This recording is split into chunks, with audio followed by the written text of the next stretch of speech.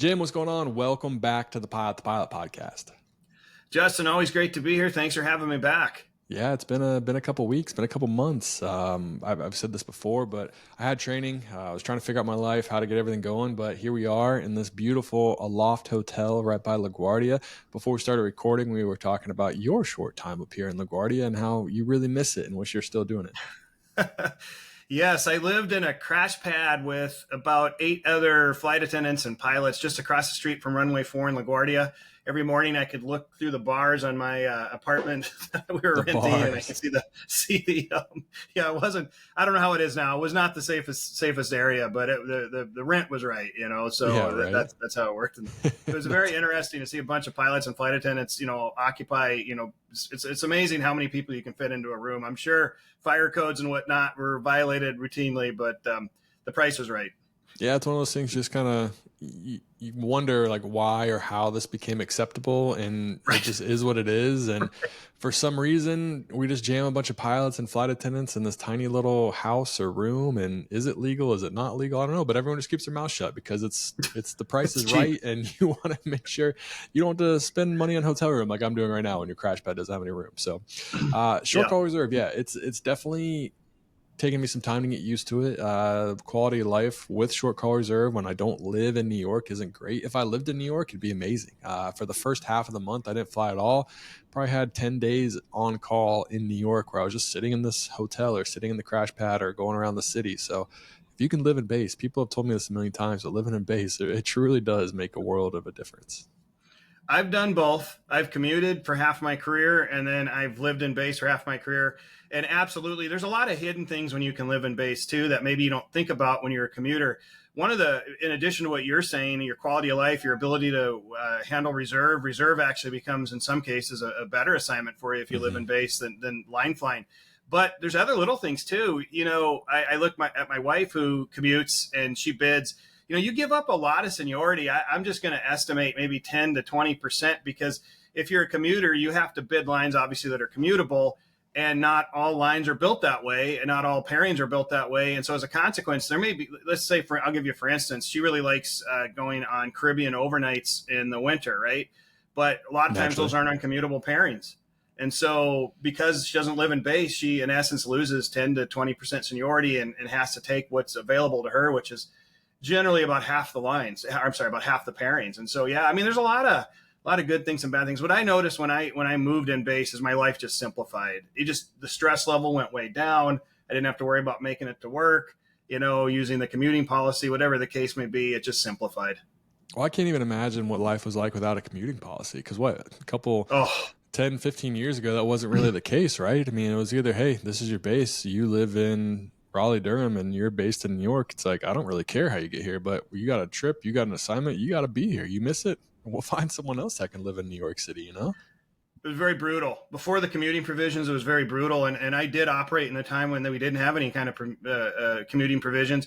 It all kind of came down to your chief pilot. And that's the base chief pilot. And if the base chief pilot was kind of a cool person and, we had a chief pilot that would go out and fly the route for you if you were going to be late, if you were going to miss a turn. Yeah.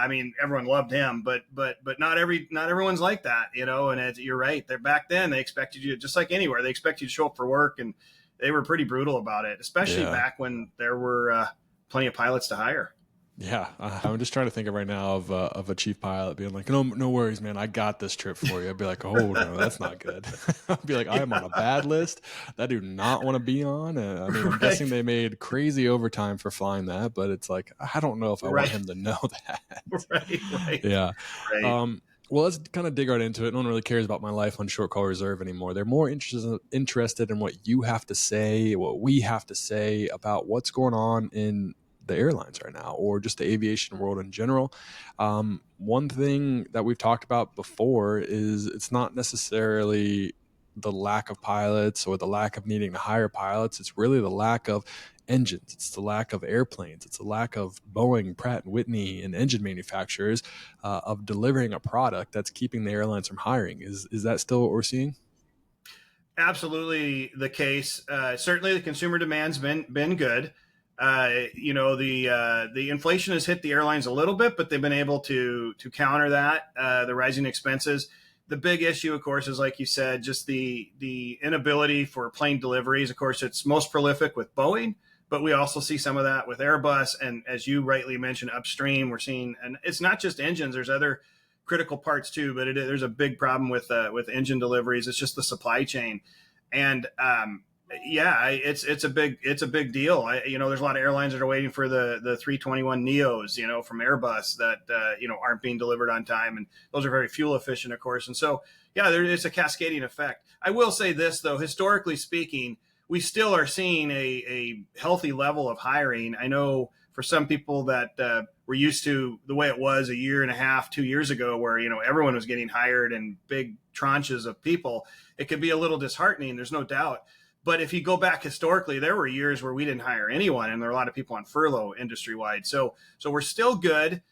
Certainly, there are some airlines that have stopped for the foreseeable future, and it might be a while. They might be a little overstaffed. But for the most part, we're still looking at the height of retirements coming up in the next couple of years. And so I know, for you, Justin, sitting on short call reserve, it's no fun. We've all been there. It literally is horrible. We can't get that hiring to go fast enough. But if you look at it, then it's easy for me to say because I'm not in the situation. But if you look at it over the next 2 to 3 years, you're going to be fine. And then you'll have those stories about all the young people getting hired, and you'll say, "Hey, man, I paid my dues." Yeah. No, for sure. And what I think is really funny is I don't even really want to say I'm complaining. I'm just kind of stating the fact of where I am in my current journey of being at an airline. But if someone that was hired in 2009, 2010, I don't even know if there was hiring around those times, but in a time when it was pretty rough around here, or even early 2000s in the 90s, hearing me complain about 1 month of short call reserve in New York, they would probably slap me in the face and they'd be like, dude, come on. That was like 6 years of my life or 10 years of my life. It's like, I feel like especially the younger generation, has really lost understanding of what it was like to be an airline pilot. I should probably go tell some more of those stories so they can be like, dang, we actually have it pretty good right now. Even if it has slowed, even if I am a CFI for an extra year, it used to be way, way worse. And I'm not necessarily saying that we should suffer or they should suffer because a past generation has suffered, but I think it's kind of what you were saying, how like if you can take yourself out of the immediate year, 6 months or 9 months, however long this is going to last, and kind of look at the broader picture, you're going to realize that overall you're still doing pretty well. And a lot of DMs I get are from people that are like 22, 23, who have 42 years possible for a career. Quick math, till 65. Yeah, right. I mean, if you don't get on at a major airline until you're 25, 26, I think you're still doing okay. It's Doing a great. lot of people. I got hired at 34. I got hired at my last job at 28. I mean, it takes time sometimes, and the realistic timeline, maybe what we were seeing in the past isn't necessarily a realistic timeline forever, but I think it is going to go back to the way it was. Maybe not in mass numbers. It might be a little bit more competitive, but I definitely think that we're going to go back to where you're going to get a job pretty quickly. Maybe not at the major airlines, but at least the regional airlines and other jobs as well. No, I think that's absolutely correct. We've said this before, and I've said this for many, many years. Whenever times are really good from a pilot perspective and there's lots of hiring going on, people think that's going to be the new normal forever. And then whenever times are really bad and there's a lot of furloughs going on, a lot of people have hit the streets, everyone thinks, oh, this is the way it is. They'll never need another pilot. And what we found over time is it's a term in statistics, right? Everything regresses to the mean. And the mean is there is a long-term need for pilots structurally, just because of the retirements and the growth plans. And so, yeah, we're going to see these fluxes where there's all kinds of hiring. I mean, you remember right after the COVID pandemic hit, and people were getting furloughed, and there was all these concessionary contracts, and there were early buyouts. And at the time, a lot of people were like, I don't know what I'm going to do. Is this still a good career? I mean, that wasn't that long ago, right? And you and I have had many conversations about that with pilots that have felt that way. And then we went through this incredible upswing, and then now we're kind of back to where we still are historically high. But it's tough to ride that. I often tell my students that, this career is a little bit like that. I think it's better than it was in the 60s, 70s, and 80s, where a lot of times you'd spend times on furlough, strike, or whatever. But there still are ebbs and flows. And, for some people, it's not fun. That's why we have to remind everyone, when you get into this profession, you have to get in this profession not necessarily for the money and the benefit, and maybe even the lifestyle. You got to get into it because you love flying. It's got to be your passion, because that's the only way you're going to stick with it. It's the only way, Justin, you're going to be stuck in a hotel, waiting for the phone to ring, over and over. Why? Because, this is your life's passion. This is what you want to do. And, the payoff down the road is going to be much better. And so that's what I just want to remind everyone. We have to ride those ebbs and flows. It's not as bad as it used to be. We still have a very bright future. And you got to get into flying for the right reason. For sure. And it's hard to remember what those reasons are, especially when you're seeing what were newly hired FOs at major airlines buying some pretty cool stuff, or maybe spending recklessly to look cool on Instagram. You know who you are. You know who you are. But I mean, it's definitely, in the past, it's been a, how do I say it? I can't remember the word I used to use, but it's delayed gratification. It's definitely been a delayed gratification career, similar to being a doctor, a lawyer. You put in the work, and then you eventually pay off your loans, and it takes a couple of years. And I think that's okay. And the person that I was flying with last, not going to name names, obviously, but he was hired at a regional in 2010. He took him 10 years to flow. It's not like, the flow I think now is 6 to 7, maybe 8 years, maybe a little bit less if things start picking up at certain spots, right? Every airline is different. But it said it took him 10 years to flow. He flowed over in 2020, and we all know how 2020 went. So he thought it was the worst possible time to get hired. And he's like, I'm gonna get furloughed. Like, this is the worst. Like, I just got here. But it actually turned out to be a really good time to be hired at an airline, especially a major airline, because now in those 4 years, there's over 6,000 numbers between him and me, and he upgraded to captain already. So it's just insane, absolutely insane. So just kind of pause a little bit on the freaking out and thinking that this career is over, or it's going to take you 100 years, because it's probably not. We just have to kind of enjoy where we are right now, whether that's being a CFI, whether that's aerial survey, which I know is hard. Trust me, I did aerial survey. It was not the most fun job in the world, but there's going to be a time in your career where you're going to look back and you're like, man, I really wish I could fly a 172 again, or a 206 or a 210. And you're going to think that when you're an airline pilot, you have a ton of money to go do that, but realistically, it's still very expensive, and you're just not going to make time to do it. So enjoy it while you can, because it's probably the last time you're ever going to fly those planes. That's right. Yeah. Well, my wife and I are both pilots, and we thought many times about going out and buying an airplane, but like you said, because it would make sense for us maybe. But like you said, when you start, looking at what that costs, and, you got kids coming up on college, and pretty soon you're like, nah, I don't think that's going to work. But no, that's right. That's good perspective. You don't have to look much further. I know at United, they have what we call the double furloughees. These were the folks that got furloughed after 9/11, hit the street for several years, got called back, and then we went through the Great Recession in 2008, 2009. They got furloughed a second time.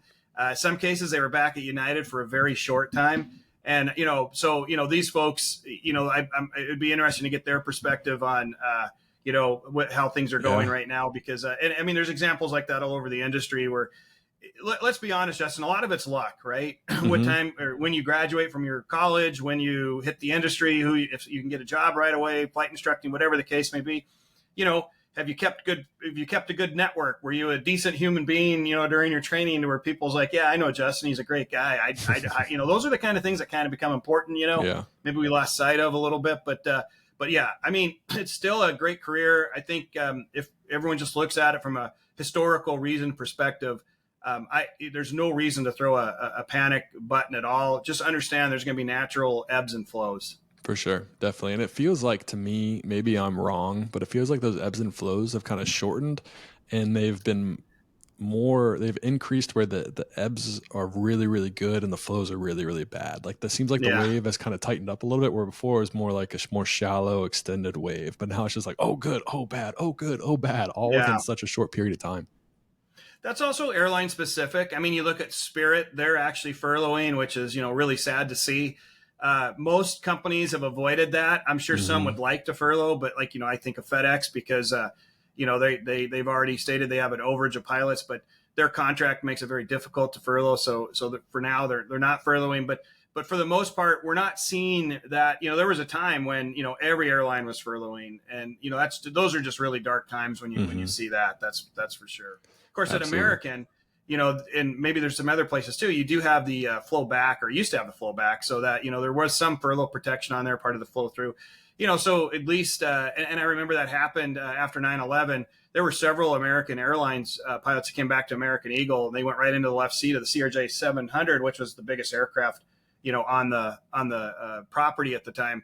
And so, I mean, it wasn't what they were making at American, but at least they were able to pay their bills. Yeah, had a job, right? But then it Had a just kind job. of keeps going down and down and down. It's like, all right, well, now the Right. new hire at the Eagle is getting furloughed. So That's someone's right. eventually losing their job or getting furloughed. It's not That's ideal right. in any way at all. No, not at Yeah. all. And that did happen. Yeah, we had about 200 and some furloughees that were out for quite a while.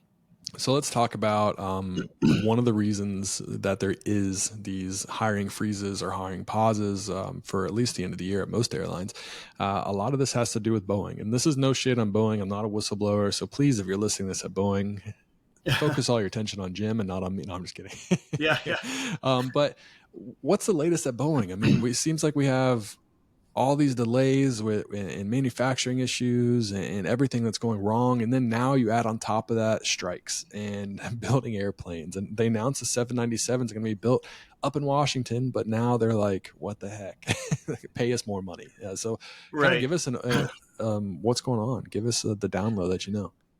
Well, I mean, it's kind of a perfect storm, right? And it's just, there's no way to put any kind of good spin on what's happened at Boeing. I mean, not to get way far afield, but I mean, there's a couple astronauts on the International Space Station that, Boeing stranded, right? That Yeah. I guess Elon Musk just launched a capsule yesterday or 2 days ago to go rescue them. I mean, this is just not a good look for Boeing. They do have a new CEO. He did come in. The first thing he did is he got rid of the commercial space head. And that a lot of people think that might be the beginning of change. I mean, time will tell. They absolutely need to bring in a revolutionary, what we call a cultural revolutionary leader. There's been a few of them in history that have come and they just kind of insert their will and just say, look, we're going to get back to our proud tradition.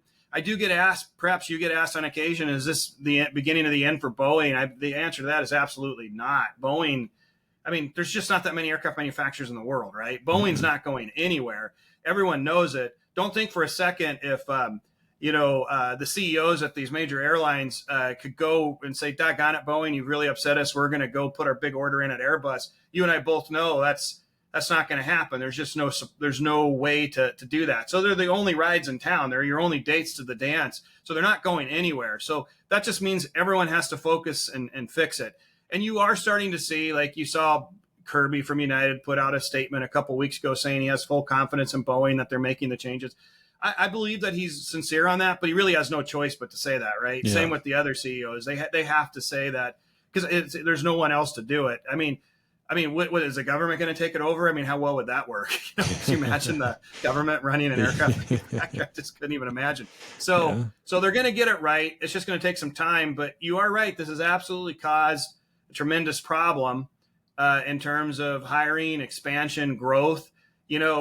Places like United, American, Delta, they would absolutely, there is opportunity out there. We are seeing some weakening in the low-cost carrier segment, with JetBlue and Spirit, of course.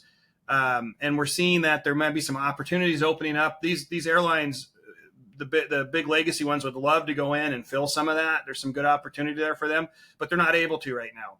What you are seeing is you're seeing some down gauging quite a bit, actually, where 3-4 years ago, where you would see regional jets on a route, you are starting to see, some of the smaller mainline aircraft on those same routes. So you're starting to see a lot of bandwidth put into that. But as soon as the floodgates open, as soon as the strike that Boeing is experiencing is solved, and hopefully that's soon, you will start seeing some movement. But, you're still probably a year and a half away from any meaningful culture change. There still are deliveries going on, just so everyone understands. They're just much slower than what people were hoping for. But the 737s are still being delivered. The 787s are still trickling.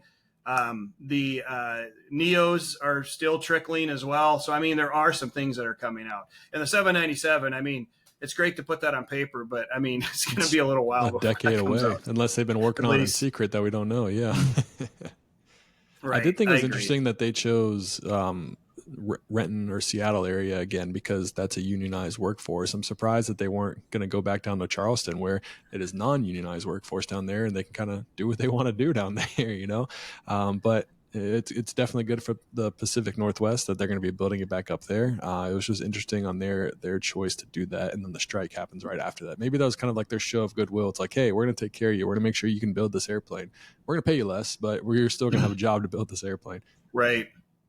Well, it's interesting. I mean, again, I have no inside information on this, and I'm not trying to cast any aspersions on Boeing. They say they're going to build it in the Pacific Northwest. I don't, is there, that can maybe be part of the contract negotiations with the labor union up there, some kind of letter of intent or something. But I mean, it's, they can go wherever they need to go. They could go to, I mean, I don't think it would ever happen, but they could go elsewhere if they wanted to, even offshore for a lot of it. So that being said, that's great to hear. And it is good for the Pacific Northwest. Look, when you hear the word Boeing, everyone thinks Boeing Field in Seattle. Everyone thinks about their big facility there. Certainly a lot of stuff going on in South Carolina, and they've done tremendous things down there as well. That being said, it is just from those that are aficionados of the history of aviation, it is good to see some stuff being mentioned about, where Boeing all started. So absolutely. And then we'll kind of transition into ultra low cost carriers, which you mentioned a little bit before.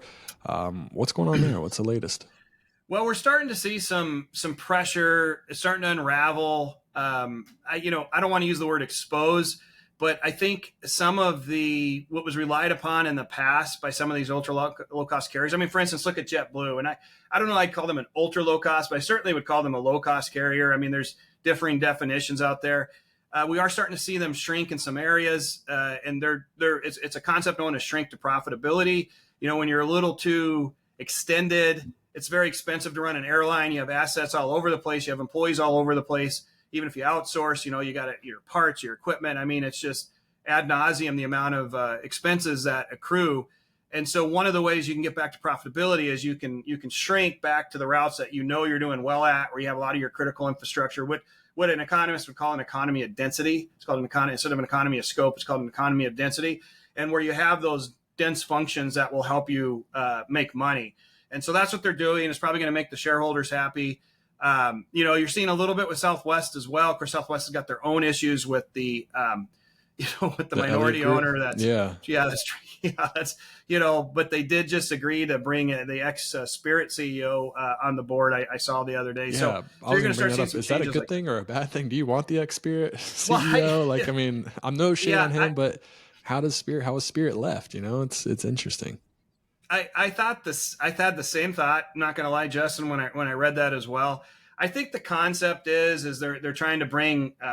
These boards are interesting. If you look at boards in any organization around the country, any Fortune 500 company, whether they're an airline or not, the boards are often filled politically, right? Like I remember one time at American Airlines. I'm sure he's not still on there, but I remember looking at the board. Roger Staubach was on there, right? And he was a great quarterback for the Dallas Cowboys. But I mean, what does he know about running an airline, right? Yeah. No shade on Roger Staubach. He went to the Naval Academy. I'm sure he's a very, very bright guy. But my point is you do see that a lot. And then also you will see professional board sitters. These are people that will just sit on several boards across several industries, and that's kind of what they do.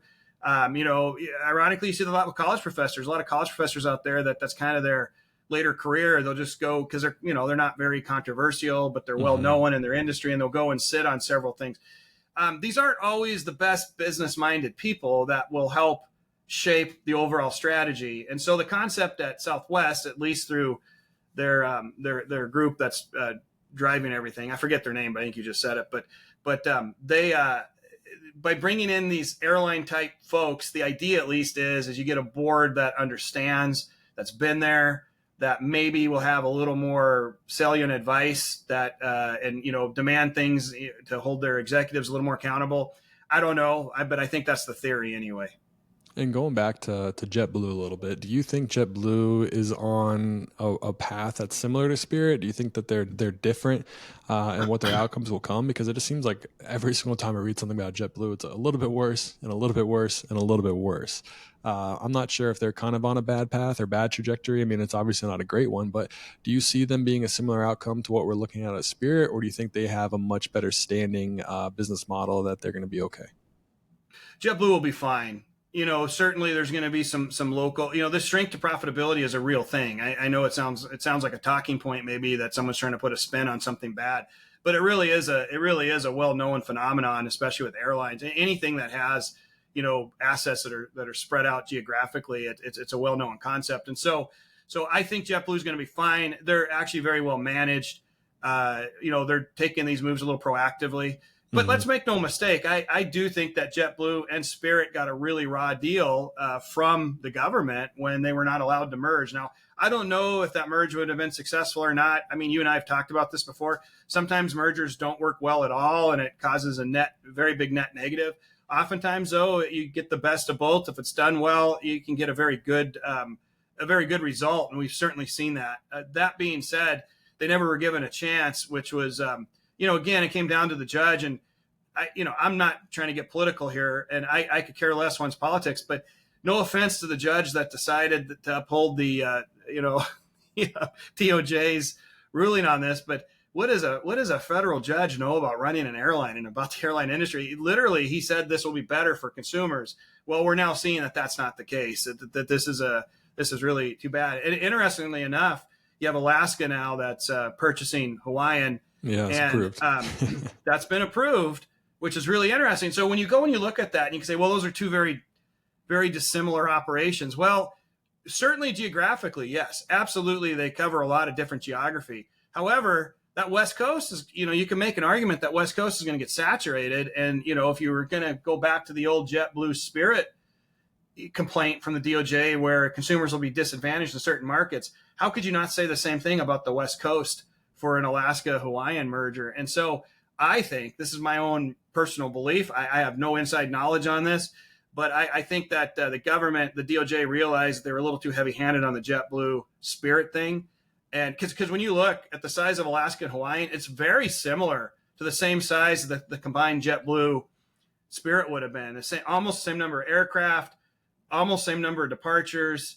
Revenue figures are pretty close. I mean, you can't say, the only thing that's dissimilar is where they primarily operate. Mm-hmm. But again, if you live in Los Angeles, you're going to have less consumer options available after this merger goes through. And that was exactly what the DOJ said was the problem with JetBlue Spirit, is the East Coast is going to get saturated. So my question for the bureaucrats that are making these decisions and deciding what airlines, get to thrive and which ones don't, what's the difference between a West Coast consumer and an East Coast consumer, right? Now, I haven't looked at this granularity with a lot of granularity. So maybe there are some differences I don't recognize, but to me, it doesn't really pass the smell test. I'm happy that Alaska and Hawaiian are allowed to merge. I think that's probably the correct decision, but I really scratched my head about JetBlue Spirit now, because it just seems like they just didn't get a fair shake. Yeah. Is this something, this might be a dumb question, but is this something that they could go back and revisit, be like, hey, you just approved this and it's not much different than what we wanted to do. And clearly your decision has hurt both of our airlines. Can we do this again? Or would that just take way too much money to go back down that road? Yeah, just even exploring a merger is really expensive for a company. It's not just the legal bills and the lobbying bills and the time. You literally have to take about a third of your management team away from both carriers, and they have to work out the merger plan. And it's just, even initially can be very, very distracting. In fact, if you go back, and I should do this, I should see if we can plot some data on this, but if you go back at failed mergers that were not allowed, that were first proposed, I think United US Air was one that was proposed many, many years ago, and it was not allowed. And it would be interesting to see what the financial net effects were, because a lot of us in the industry feel that after a failed merger, there's almost always a dramatic impact on the carriers that failed. And now I'm not necessarily saying it's completely caused by the lack of merger, but one of the thoughts in the industry is, and I've read this before and I've heard this from my friends that work in the industry, there's a huge distraction cost that, everyone went through all this distraction cost. And now now they got to go back to whatever they were doing. And certainly there could be a lot of lost opportunities, while you were busy trying to merge, your competitors were, solidifying.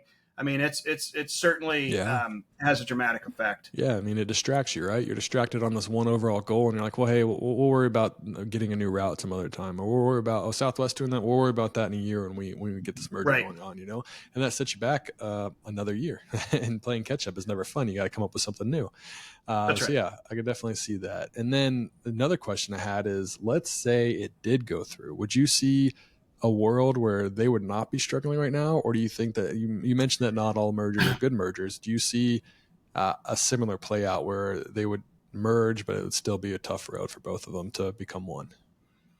That's a really good question, and it's complete speculation. Nobody knows the answer to that. Certainly the people at both JetBlue and Spirit did their due diligence and thought that there'd be a net positive for sure. Yeah.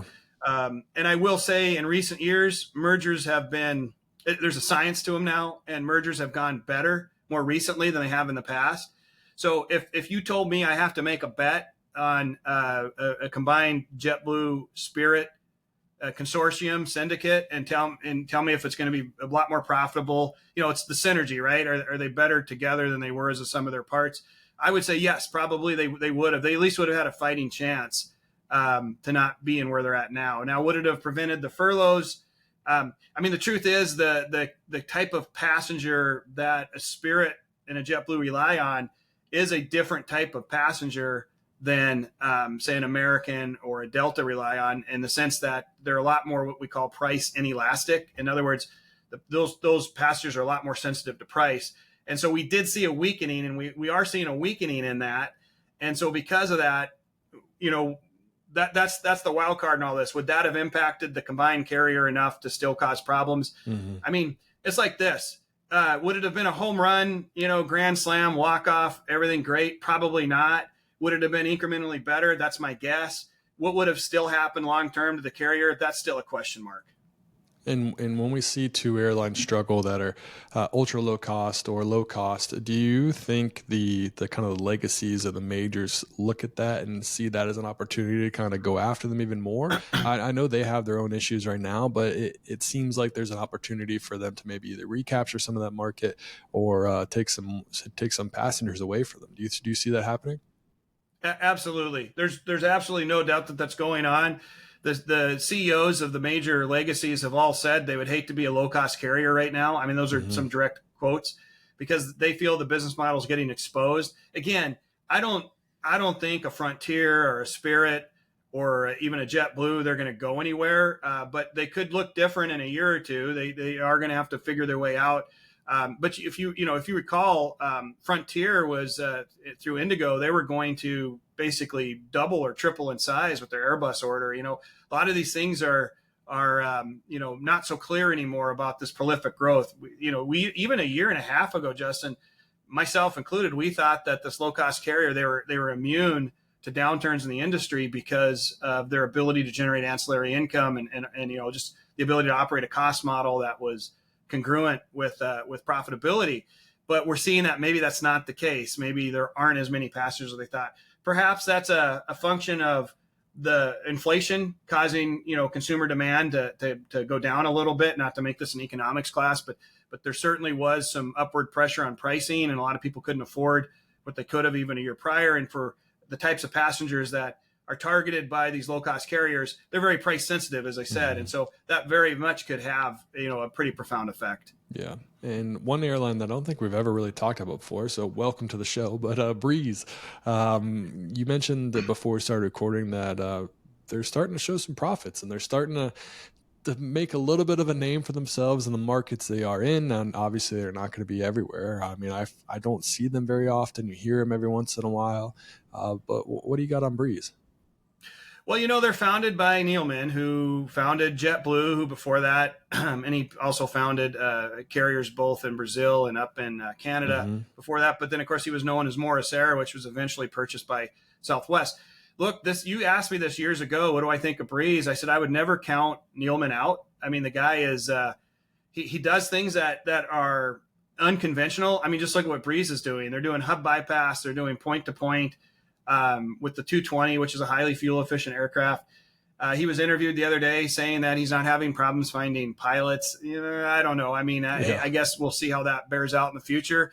I know he has to say that, but they are turning a profit. And again, I mean, if you look at a traditionally run airline, even a traditionally run low cost carrier, what Breeze is doing should not work if you operate under those business models. It should not work. There should not be enough passengers to go. I forget some of the routes, but there's some really interesting routes where you just kind of hub bypass these cities that are medium sized. And, I'm trying to think of them, maybe like Omaha to I don't know, like like Charleston, South Carolina. There's enough passengers that want to take that, but there's enough passengers that don't want to go through Minneapolis or Chicago or Dallas or whatever. They'll take that maybe just a slightly higher fare. I heard Breeze is trying to call themselves a luxury low cost carrier. I don't know if you've heard that term. It sounds like the marketing team there got together. I don't know. I mean, when you look at some of the international business classes on the Legacy, it's going to be tough for a 220 to compete with that. That being said, I wouldn't count this guy out. The fact that he's turning a profit already, to me, is pretty interesting, and he's got growth. But again, it's a Southwest problem as well. Ultimately, I mean, how many of these little city pairs that are underserved exist? And is the competition just going to sit by and let that happen? I mean, are they going to just let him peel away some of that market share? I guess the other question is, are these passengers that would not have flown except for the fact that Breeze exists in their market? I don't know, and so we'll find out. But again, if I was a betting person, I would not bet against this guy. He knows how to build airlines. He just knows how to do it. He's had some successful airlines, and not everyone can say they've started 1, 2, 3, 4, 5. I don't know, a countless amount of airlines. It's fascinating the brain that you can have to have different business strategies and be like, hey, well, this worked, but I think I can do this a little bit differently, make it work for them. What do you see like 10, 20-year plan for Breeze? Do you think they're going to be a prime kind of, I want to say startup, but airline that gets bought out for aircraft, for pilots? And if they continue to be a little bit profitable, like you said, they could compete, they could kind of stomp their foot down on them and force them into a corner? Or do you see someone like, I don't know, this is kind of crazy, but like Southwest or even JetBlue, Frontier, any of those are trying to be like, hey, this is working. We need pilots, we need airplanes. They're showing that they can create a good profit this way, and let's try our luck that way. Yeah, the only thing that's a little bit different here is the route structure and the way that the anti-hubbing or the dehubbing works at Breeze is unlike a lot of the legacy carriers. So it would be a difficult consolidation, in my opinion. I mean, I'm not saying it couldn't happen, but it'd be difficult. Maybe you would see a little more on the low-cost carrier side that maybe kind of do similar things, to that. But let's take even like an Allegiant. I mean, it's still outstationed to like major hubs like Las Vegas, Orlando, Phoenix, and so that's a different business model. So I don't know. I mean, I don't know. Anytime an airline's profitable and it looks like they're going to be profitable for a while, certainly just by that reason alone, they do become kind of a candidate for an acquisition or a merger of some sort. But when you look at it operationally, it may be a little more difficult than previous mergers. But again, I don't know. It'd be interesting to be a fly on the wall in Neilman's office. I mean, this could be a labor of love for him. This could be something he wants to build. Remember, JetBlue is created by him the day after his non-compete agreement expired at Southwest, literally the day after JetBlue launched. And it was a 10-year non-compete, if I remember, after he left. And so I don't know, wherever he goes, he seems to make a lot of interest, and JetBlue is still surviving on its own. So I don't know. My guess is, if I know him, he wants to create some kind of a lasting legacy, huge carrier, but we'll see. Yeah, absolutely. Time will tell. We mentioned Alaska, Hawaii a little bit, but let's talk more specifically about them. Like, what does this look like for them in 10, 20 years? What do you think the reason why Alaska really wanted to buy Hawaii? I mean, this is their second merger in 10 years, I'd say, right? I believe. Yeah, Virgin. So, do you think this is the end? Do you think they're going to try to find someone else to? I don't know who else they could, but what's the end goal here? Well, certainly the time honored tradition. So in my opinion, Alaska Airlines, their management philosophy, and I have met some of their higher management in the past. They are known to be a conservatively run airline, right? And so there's some good things with that. Even during downturns, they still tend to churn out some profitability. There's really not been furloughs. You know, they've done a good job. So it'd be like if you were to invest, if you're a stock buyer and you want to buy an airline that has a little bit more of a safe record, they'd be more of a value type stock that you would put your money in. But they also traditionally grow through consolidation, mergers, which is also, it's like the 80s called, right? It's like the 1980s called. They kind of want their business plan back. That's kind of the way they operate, Yeah. but it really works for them. It really works for them because they do these large jumps. The question for Alaska, and I think there's a lot of upside at Alaska because even though they do fly out east now, they do fly into some eastern cities. They still have a tremendous amount of territory that they can grow into and connect their network to. And so I think it's generally positive. The question to answer what you're saying is would they look at some kind of an acquisition out east to bolster their West Coast operations or Midwest operations? That's a very good question, and that's something that we'll have to watch. But they've certainly shown a propensity to grow through acquisition, which, by the way, is one of the fastest ways to grow, right? If you pull your merger off correctly, it's a very fast way to grow. And their last merger went swimmingly, went great. You know, it didn't really cause any problems like we've seen at other carriers. So my guess is you will see Alaska continue to be Alaska and look for opportunities in certain areas to acquire and grow. Yeah, and one thing I do know about the Alaska Virgin merger is that they're two culturally different airlines, and I feel like that's the same with Hawaii. And I don't think the pilots or the employees necessarily of the older airlines that got bought out by Alaska appreciate the new culture that they're coming into, just because it's so different.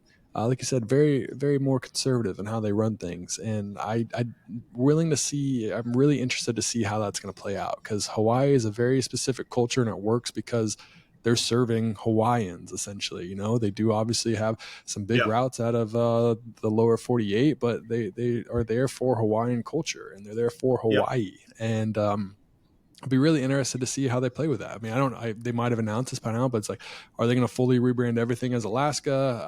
Are all their big wide bodies going to have Alaska on it now? It's just going to be really interesting to see how the island really kind of takes on to that. And does that make bigger growth for other airlines now that they don't feel like they're flying on their flag carrier per se?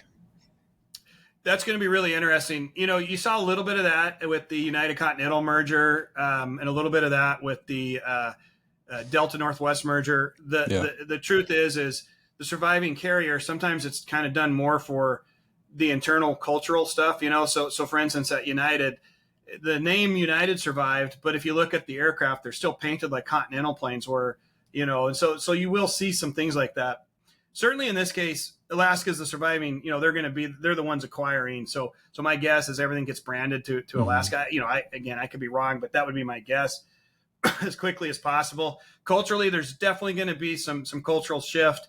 You know, people, the way things are done locally, maybe at some of the Alaska outstations and training and whatnot, that's going to change over time.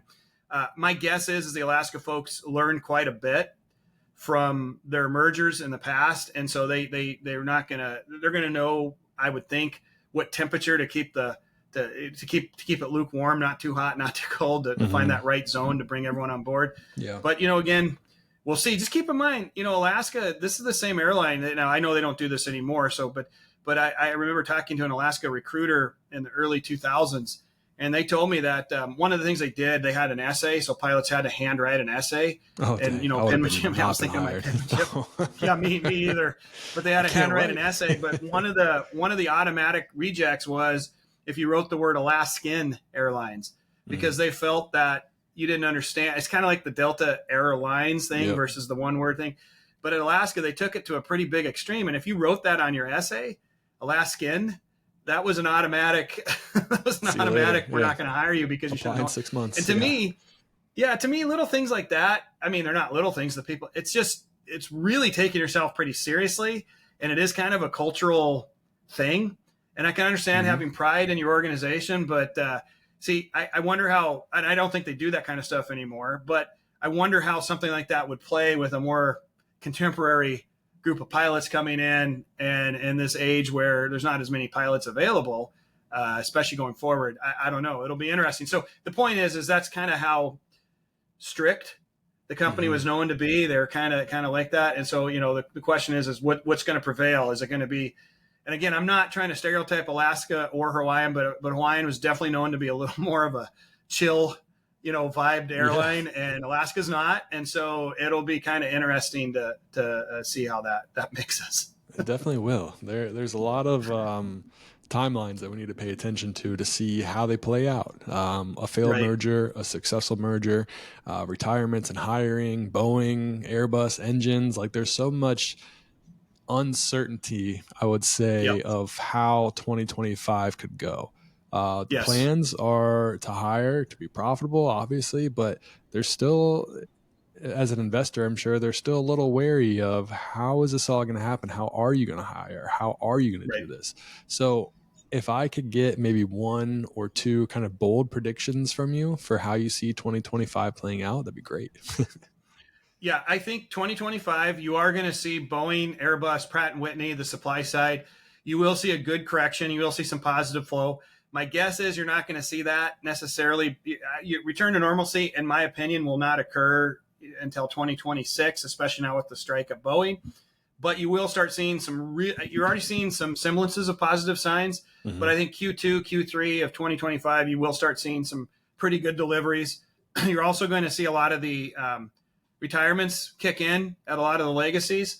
So I do, and I think, just historically speaking, with the interest rates coming down, my bold prediction is you're going to see a fairly good hiring environment for pilots in at least Q3, Q4 of 2025. That would be my prediction. It'll be interesting to revisit this and come back and see. And then 2026, barring some kind of horrible, global event, I think that you'll see, a return to where we saw just even a couple of years ago, because the fundamentals are still the same. Yeah. And you're going to start seeing a lot of hiring again. Yep. Let's hope so. That'd be great. Great for my seniority. Right. I did ask a couple questions, so we will answer a few of these. It's hard for me to read these, but let's see what we got. I just had one. Airbus, they are currently in the process of pushing, I would say, of showing that the idea of single pilot is closer than you would want to think, and they're really kind of pushing it for wide body long hauls right now. Where do you think we stand with that? Well, and Boeing also, you and I have talked about it before. They did initially indicate they may offer something similar on the 797 when it rolls out, some kind of a single pilot package. Look, it's a problem. It's certainly a problem from a pilot point of view. From a regulatory point of view, it's going to be, I would say, a decade or two away in the United States. Where you're going to start seeing it is you'll start seeing it on freight long haul for augmented operations. You're going to start seeing what's with the concepts known as remote pilot monitoring. And so what's being bantered about, and I think we've talked about this before, but what's being bantered about is this concept that you get an aircraft that quote unquote is certified, like this new Airbus or the 797 or maybe retrofitted 787 or something that's certified. And so instead of having the augmented crew, you have one person sitting on the flight deck. And then the thought process is there's somebody back at a ground control station back in SLC or whatever that's basically the pilot monitoring for several aircraft, maybe 5-10 aircraft. This is the thought tree right now for this. And then if an emergency occurs, there's obviously a lot of training that has to play out, but the pilot on board monitors that with the help of the remote pilot. In the meantime, there's some kind of procedure to bring the sleeping pilot, which, by the way, I think has tremendous physiological issues to bring a sleeping pilot from a dead sleep into a full-blown emergency, but whatever, that all has to be worked out, I guess. But this is the current thought process. So you're going to see it very subtly. It's not going to be a light switch, as I've said before, where one day we're down to single pilot operations.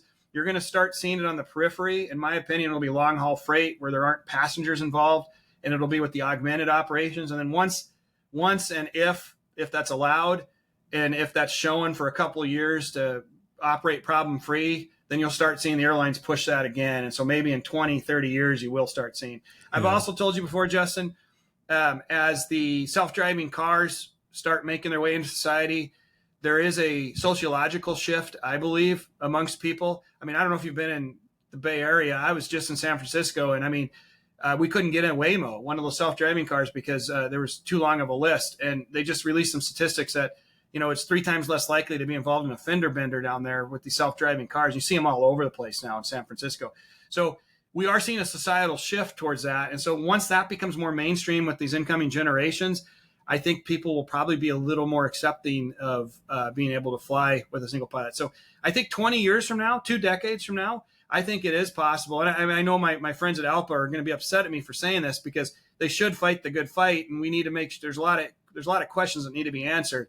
But I think 20 years from now, you will start seeing some single pilot operations in certain conditions will become a lot more, And when we talk about long haul freight, I know FedEx would love that. They could be like, hey, come on, please throw it on one of our planes. I'm sure UPS would too, but especially with how the FedEx and the union and their negotiations are going, they would love the opportunity. Yep. And they have, I know for a fact that FedEx, and certainly I'm sure UPS, they have stood up a business unit there that is for automated flying. And, it's at the managing director level. I don't think it's gotten to the VP level yet, but that tells you they are putting resources, and they are hiring lobbyists. Yeah.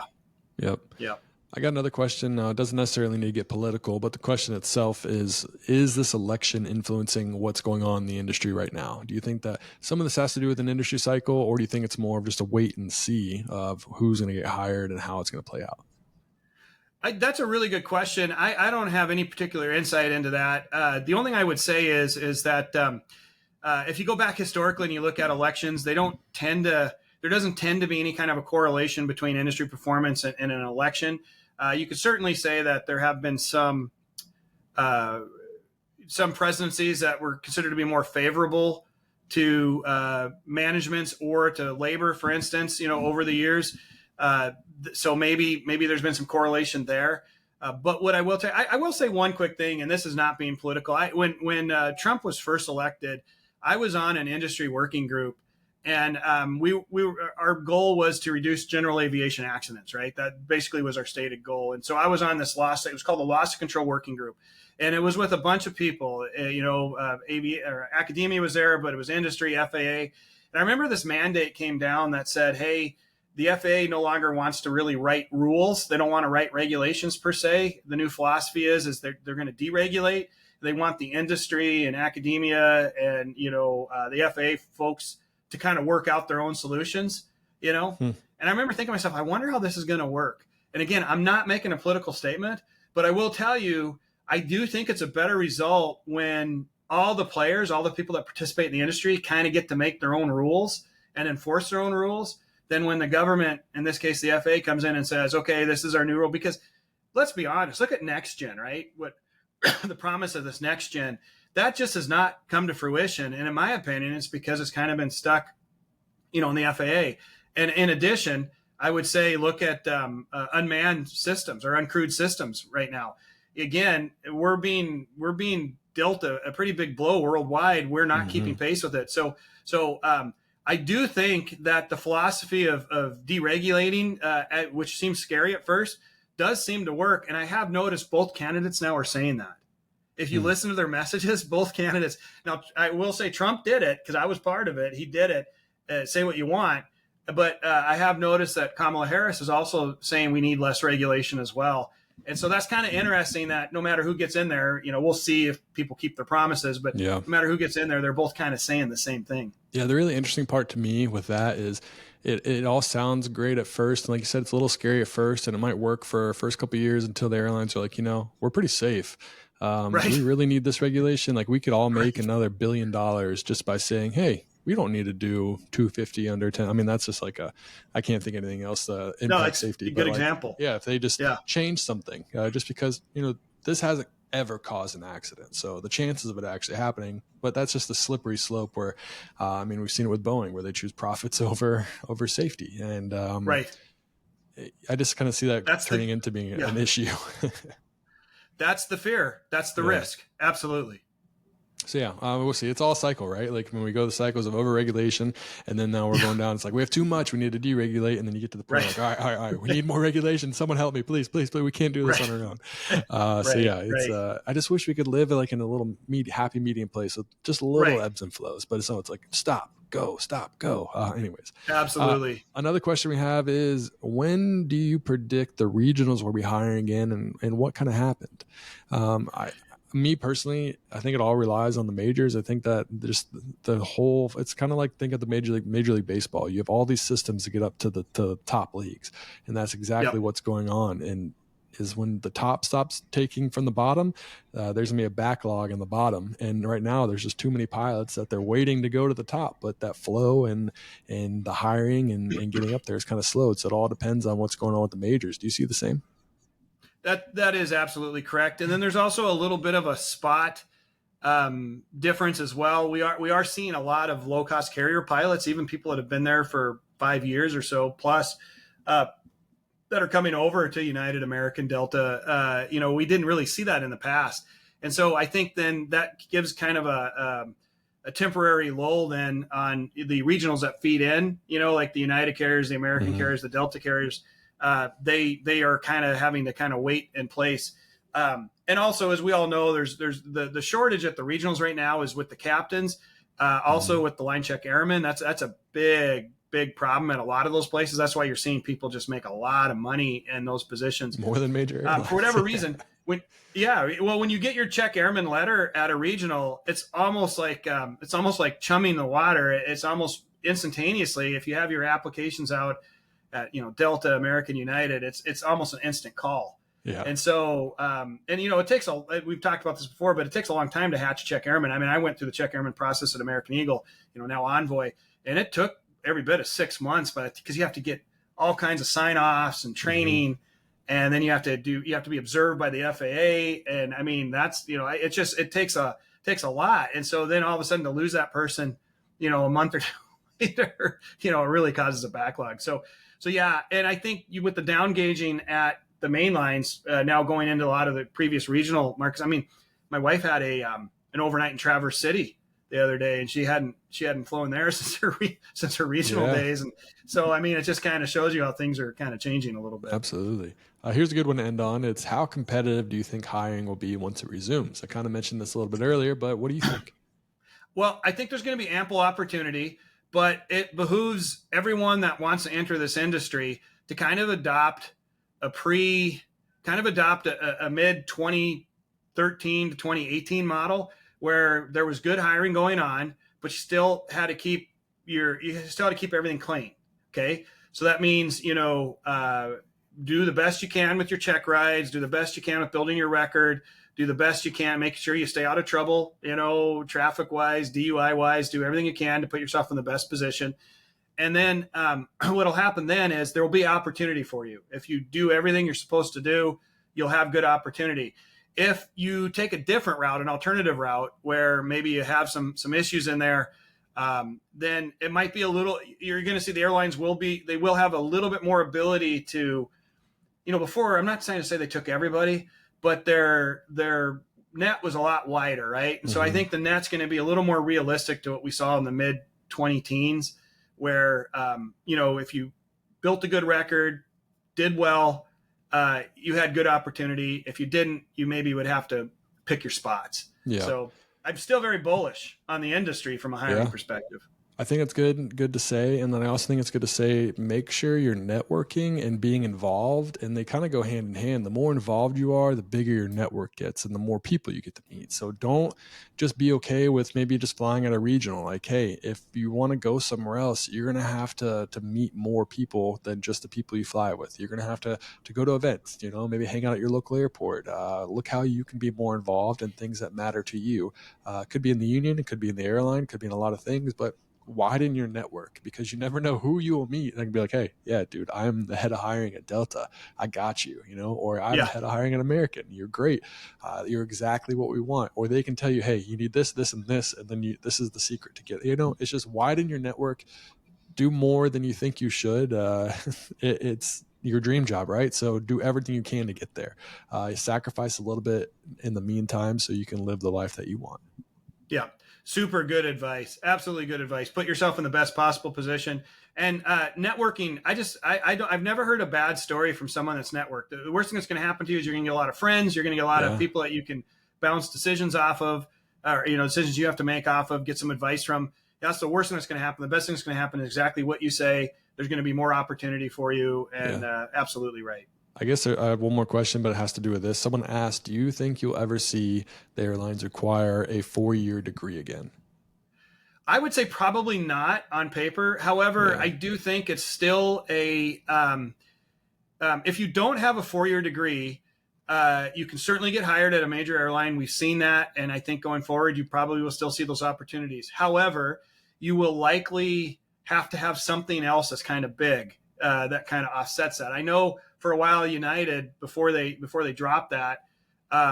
Even when they did drop it, if you didn't have a 4-year degree, they wanted to see something pretty big. Like I know if you were like a chief pilot at a regional, for instance, that was something that they would say, okay, that's good. You don't have to have a 4-year degree. You've demonstrated that, or something like that, And so if you have something that kind of offsets that, that's going to really help. But certainly, I do not think you'll ever see a written minimum out there that says that you have to have a 4-year degree. Yep. Agreed. I don't think they'll ever require it ever again, but I think it will be highly recommended. And I think they'll ebb and flow with how the market is and pilots and what they need. When they have a bigger pool, they're going to want to see more. And will that mean a 4-year degree? I would say yes, just because it shows that you can get things done. You can commit to something for 4 years. You can put in the work, you can get it done. And essentially it's them thinking that they can trust you fly 200 people because you've done hard things before and you've passed. You've overcome adversity and you've passed. That's not to say you don't overcome adversity by not going to school. You definitely do. But it's unfortunately just a way for them to, it's just another metric for them to see. And if you look at studies, I'm sure it shows 55% of people that have 4-year degrees do better than this. I mean, it's just unfortunate. That's just what they believe. So I do think that it's going to be recommended and sometimes will be highly recommended, but I don't think it's going to be a killer for anyone. Like you said, if you have something that helps you stick out, then I think you'll be okay. But at some points you're probably, I think you should err on getting that degree if you have the opportunity and the means. There's one other little nuance too, and it may not seem like much, but later on in a person's career, if they don't have that college degree, but they still make it to a major airline, if you want to go do something at that major airline, like maybe you want to go in the training department, or maybe you want to go to a chief pilot's office, or do something, it's competitive, right? You have to compete against your other pilots at that point, and most of them are going to have college degrees, and so that'll be another thing that could, in thery, limit. And the other thing I would add too is getting a college degree today, I would argue there's a lot more access to it because of all the online capabilities. This is going to sound really easy for me to say coming from a college. I'm not saying you have to go to an Ohio State or a UND or an Embry-Riddle or anything like that, but I am saying that you better have it's not going to make a lot of sense to somebody if you're like my age, if you're 52 and you've had all this opportunity to go to college and now you're applying for director of training and you're up against 3 other people that all have degrees. What are you going to say? Oh, I haven't had time. I mean, you have. It's you can get it online now, and so yeah, I think that it'll keep doors open for you all throughout your career as well. And one benefit of going to a bigger school is you more than likely know the people that are hiring you, or people that know the people that are hiring you. Like, hey, I'm trying to do this. Like, oh, my buddy does that. Let me see what you should do. It goes to networking again, and college can be a big networking event. And the friends you make, especially in such a small industry like we have, it's just second to none. You need to widen that network however you can. And if a 4-year degree can do that for you, then go do it. Yeah. Well, I'm not going to say his name because I don't have his permission, but I guarantee you know who he is. But there's a famous alum from Ohio State who's one of my all-time favorite aviators. That's like this incredible Czech airman at Southwest. You probably know who I'm talking about. Yeah, I do. Yeah, and I love the guy. I mean, to know him, he's literally one of those people you just want to fly with. But he's very high up at Southwest in terms of having influence. But what I love is on his Facebook page, he's constantly posting, oh, here's someone from Ohio State that I trained with, or here's somebody, and now they're flying together, or he's checking them out to go to Hawaii, on the ETOPS. I mean, it's just really you're absolutely right. That's the kind of stuff that you can't really put there's a lot of value to that, just getting a college degree for that reason, those networks alone. Yep. And it's hard to say because not everyone can afford going to college. And maybe it's not the best decision for you to go to a big 4-year degree or a big 4-year school. It's going to put you in the negative when you got to pay for flying on top of that. So That's it right. doesn't have to be Ohio State. There's other smaller schools or even 61 schools, and you can get like you Yep. said, get it online where you can still create a great network. You just might have to be more crafty in how you build your network. It's just not all going to be right there for you. You're going to have Yep. to look for it, and you're going to have to find it more on your own. That's right. Well, listen, when I was in high school, that's what I did. I would work all week. I didn't come, my dad wasn't paying for any of my flight training. Yeah. And so I ended up picking golf balls at a local golf course. I'd work all Love it. week, on the range, picking up golf balls, and I'd take my lesson on the weekend. And that's how I got my private pilot, And so, I mean, that's what it sounds funny now that you'd work all week for an hour or two on the weekends, but that's what I did. And so, I get it. I get it. It's not fair, but like you said, there's always a way. Whether it's a local community college that's really dirt cheap. There's some states you can, if you're a resident, some states you can almost get that for nothing. You can at least get 2 years of it done, before you go on to a bachelor's. There's lots of opportunities out there, and I get it. And again, it's like you said. I mean, it is expensive, and some people might be listening to this saying, "Well, I can't afford it. What are these guys talking about?" I get that, but I will say that if there's any way you can make some progress toward it, I think that will go a ways for you. That'll help. It'll be beneficial. Yeah, 100% agree.